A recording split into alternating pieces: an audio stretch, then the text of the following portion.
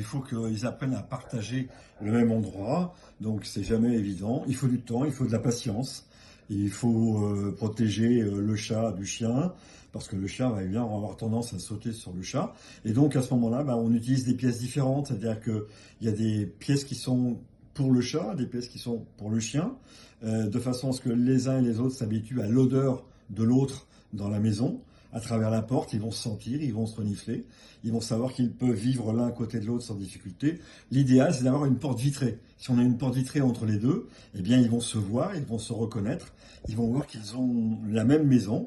Si le chat peut avoir dans la pièce où il vit des endroits où il peut se cacher, il suffit de jouer avec lui pour qu'il se cache et que de cette façon, il pourra se cacher du chien lorsqu'on mettra le chien en relation avec lui. Les choses se passeront relativement bien. Et très très souvent, même les chiens qui ont des problèmes avec les chats acceptent très rapidement les chats dans ces conditions. Quand je dis très rapidement, ça peut être 8 jours, 15 jours, 3 semaines.